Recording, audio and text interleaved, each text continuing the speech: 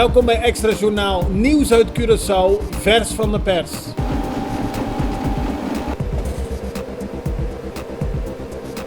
En dit is het nieuws van vandaag. Volgens SAP-voorzitter Marco Laclée moeten de ambtenarenvakbonden één blok vormen. Op zijn verzoek gaan ze vanmiddag om 2 uur vergaderen om een positie in te nemen tegen de maatregelen die de regering ruggenaat vanaf 1 augustus gaat instellen. Dat gebeurt in het kader van de groeistrategie. Laclée heeft de vergadering opgeroepen en volgens hem zullen bijna alle bonden komen. De bonden moeten volgens hem één blok vormen tegen de bezuinigingsmaatregelen. Hij verwijt de regering niet te hebben overlegd met de vakbonden over de groeistrategie.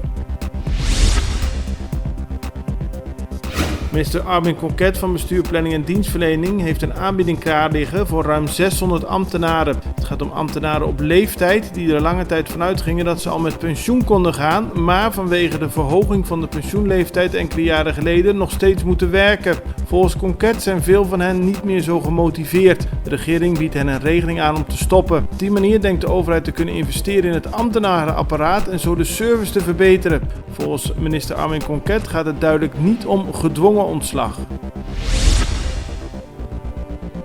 Een Curaçaose man en een man geboren in Santo Domingo zijn dit weekend in Marokko ter dood veroordeeld. Ze hebben die straf gekregen wegens de liquidatie in 2017 Marrakesh. Uiteindelijk bleek dat de twee een verkeerde man hebben doodgemaakt. Die man bleek de zoon van een Marokkaanse rechter te zijn. De 2 ter dood veroordeelde mannen krijgen de straf voor de liquidatie, voor de poging tot moord op de zwaargewond geraakte vriendin van het slachtoffer, voor het lidmaatschap van een criminele organisatie, voor drugshandel en voor het beschadigen van publiek bezit. Beiden hadden al een flink strafblad in Nederland. De doodstraf is in Marokko overigens sinds 1993 niet meer ten uitvoer gelegd. De banenmarkt van het Marriott Beach Resort was dit weekend een groot succes. Er waren 1000 inschrijfformulieren klaargelegd, maar er kwamen meer dan 1200 mensen op de dag af. In totaal gaat het in eerste instantie om 300 en uiteindelijk om 400 vacatures die te vullen zijn, maar het hotel had op niet meer dan 1000 belangstellenden gerekend. Het Marriott Beach Resort zal in oktober zijn deuren weer openen na een grondige verbouwing. Het was duidelijk een Curaçao's feestje op de Nederlandse kampioenschappen atletiek. Jurenny Martina werd kampioen op de 200 meter. Nummer 2 en 3 kwamen ook uit Curaçao's Chris Caria en Taimir Burnett. Martina kon niet zijn titel op de 100 meter prolongeren, maar daarvoor kwam Jucurçao Hensley Paulina in de plaats. Op de foto's is te zien dat de Curaçaose sprinters het uitstekend doen.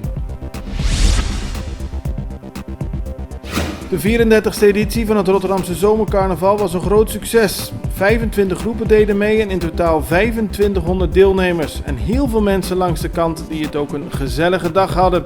Ook hierbij was er weer een grote Curaçaose inbreng zoals op de foto's is te zien. Dit was Extra Journaal met nieuws uit Curaçao in het Nederlands elke doordeweekse dag. Tot de volgende keer.